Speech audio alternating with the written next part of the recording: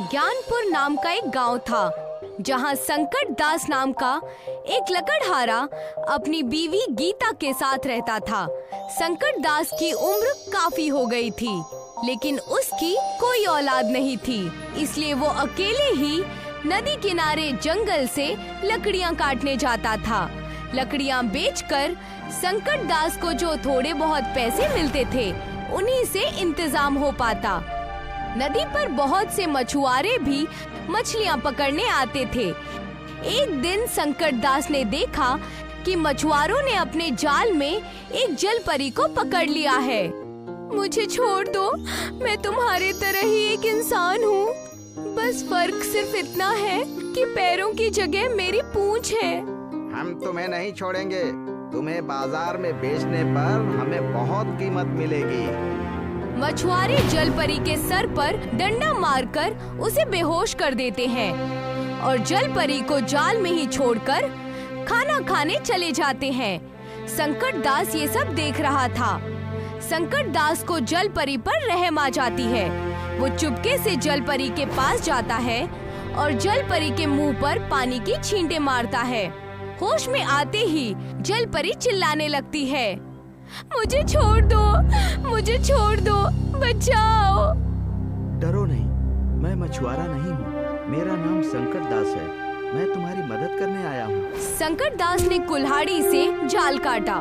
मैं तुम्हारा ये एहसान कभी नहीं भूलूंगी। इसमें एहसान की कोई बात नहीं है। मैंने तो बस इंसानियत के नाते तुम्हारी मदद की है। इतना कहने के बाद संकट दास अपने घर लौट आया। घर लौटने पर संकट दास ने देखा कि उसकी बीवी आंखों में आंसू लिए है और उसने खाना भी नहीं बनाया है। क्या हुआ गीता, आज तुम इतनी मायूस क्यों हो? रोजाना तो तुम मेरे लिए खाना बनाकर तैयार रखती थी, आज तो तुमने चूल्हा भी नहीं जलाया है। घर में अनाज का एक दाना नहीं है और आज सरपंच ने गांव में ढोल पिटवाकर ऐलान करवाया है कि आज के बाद कोई भी जंगल से लकड़ियां नहीं काटेगा। क्या हुकूमत ने लकड़ियां काटने पर रोक लगा दी है? हाँ, इसीलिए रो रही हूँ मैं। हमारे पास तो लकड़ियां काटकर बेचने के अलावा कमाई का और कोई रास्ता भी नहीं है। अब हमारा क्या होगा? हमारा तो कोई बेटा भी नहीं है जो शहर जाकर कमाई करके ला सके। फिक्र मत करो, एक दरवाजा बंद होता है तो दूसरा खुलता है। भगवान हमारी मदद जरूर करेंगे। आज लकड़ियां बेचकर 100 रुपए मिले हैं। चलो ढाबे पर चलकर खाना खा लेते हैं। मैं बहुत थक गया हूँ। बाजार जाकर अनाज लाने का मेरा मन नहीं हो रहा है और फिर मुझे बहुत तेज भूख भी लगी है। संकट दास और गीता ढाबे पर खाना खाने पहुँचे।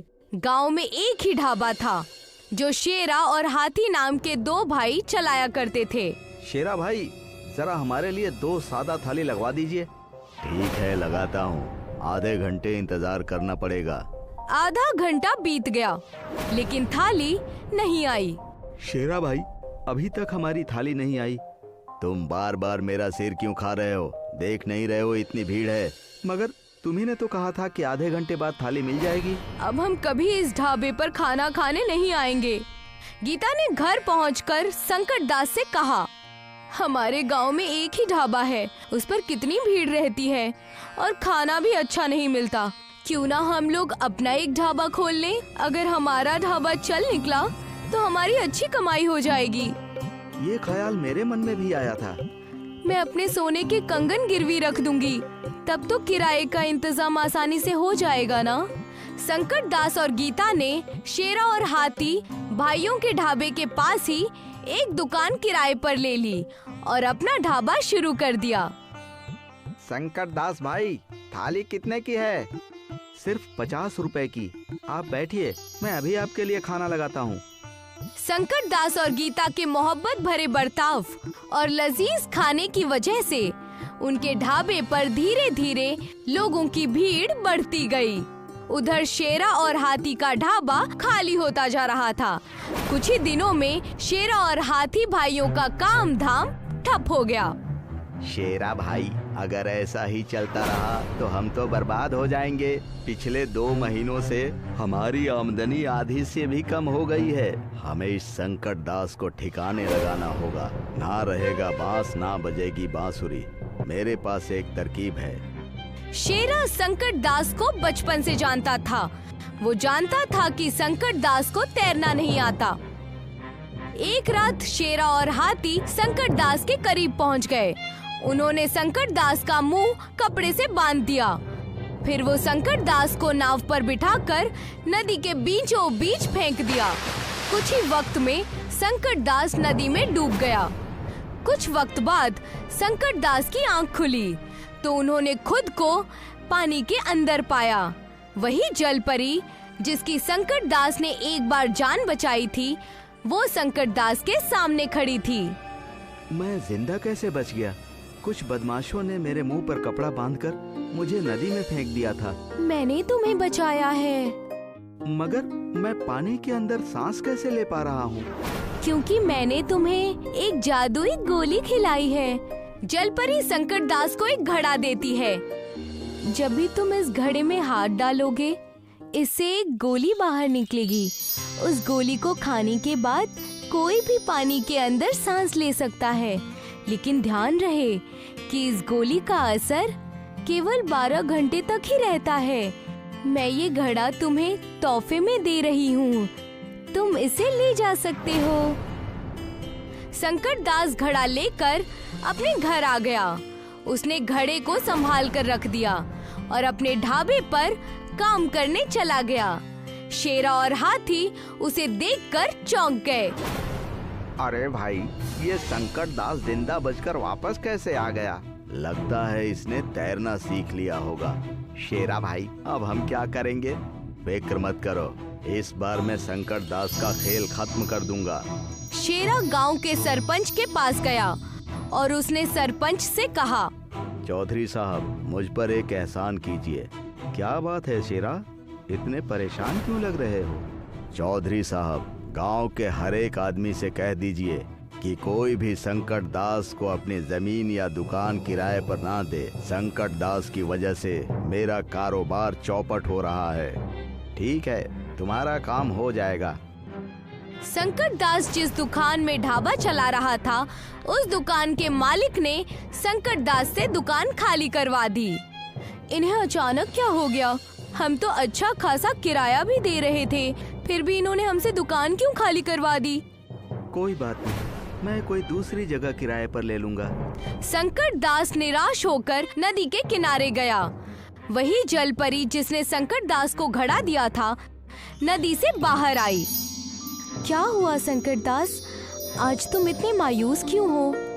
गांव में कोई अपनी जमीन मुझे किराए पर देने को तैयार नहीं है और मैं अपने घर पर भी ढाबा नहीं खोल सकता क्योंकि मेरा घर मेन रोड से दूर है। वहाँ खाना खाने कोई नहीं आएगा। संकट दास ने सारी बात जल परी को कह सुनाई। तुम नदी के नीचे पाताल लोक में ढाबा खोल लो, उस जमीन पर किसी का हक नहीं है। मगर पानी में आग कैसे जल पाएगी और लोग वहाँ सांस कैसे ले पाएंगे? फिक्र मत करो, पाताल लोक में आग जल सकती है। हम भी तो वहीं खाना बनाते हैं। और रही बात पानी में सांस लेने की, तो याद करो, मैंने तुम्हें एक घड़ा दिया था जिसमें जादुई गोलियां थीं। हाँ, उस मटके के बारे में तो मैं भूल ही गया। संकट दास ने नदी के नीचे पाताल लोक में ढाबा खोल दिया और गांव में जगह जगह बैनर लगवा दिए। गांव के लोग पाताल लोक का ढाबा देखने के लिए बहुत उतावले थे। वो सभी नदी के किनारे पहुंच गए। संकट दास ने सभी को मटके से निकालकर एक एक गोली दे दी और कहा, सुनो सुनो भाइयों, इस गोली का असर 12 घंटे तक ही रहता है, इसीलिए 12 घंटे के बाद पानी से बाहर जरूर आ जाना। लोगों ने नदी के नीचे जाकर पाताल लोक में संकट दास के ढाबे में खाना खाया और पाताल लोक की सैर भी की। संकट दास ने नदी किनारे एक नौकर को खड़ा कर दिया और उससे कहा, जो भी खाना खाने आए उसे मटके से निकालकर एक गोली दे देना। ऐसा कहकर संकट दास ढाबे पर काम करने चला गया। उधर शेरा गुस्से से आग बबूला हो रहा था। पाताल लोक का ढाबा, संकट दास ने ये बहुत अच्छी चाल चली है। अपने गांव वाले तो वहां जा ही रहे हैं, ऊपर से बगलगीर गांव के लोग भी पाताल लोक में खाना खाने और वहां सैर करने के लिए जा रहे हैं। हमारे ढाबा पर तो सन्नाटा छा गया है। भाई, मैं भी संकट दास के ढाबे पर गया था। पाताल लोक की दुनिया बहुत खूबसूरत है। बहुत रंग बिरंगी मछलियाँ देखने को मिलती है वहाँ। खामोश, अगर संकट दास का ढाबा इस गांव में रहा ना, तो हमें इस गांव से बाहर जाकर कहीं और ढाबा लगाना पड़ेगा। शेरा फिर से गांव के सरपंच के पास पहुंच गया और बोला, चौधरी साहब, आप संकट दास के ढाबे को नदी के अंदर से हटवाइए। मेरा बहुत नुकसान हो रहा है। माफ करना शेरा, मैं संकट दास को और परेशान नहीं कर सकता। संकट दास के ढाबे की वजह से दूर दूर से लोग हमारे गांव में आ रहे हैं। इससे हमारे गांव का नाम हो रहा है और मुसाफिरों की वजह से गांव के लोगों की माली हालत भी सुधर रही है। इस बार मैं तुम्हारी कोई मदद नहीं कर पाऊंगा। शेरा अपने घर आकर हाथी से बोला, चौधरी साहब भी हमारी कोई मदद नहीं करेंगे। अब हम क्या करेंगे भाई? शेरा और हाथी गांव छोड़कर दूसरे गांव में अपना ढाबा चलाने लगे।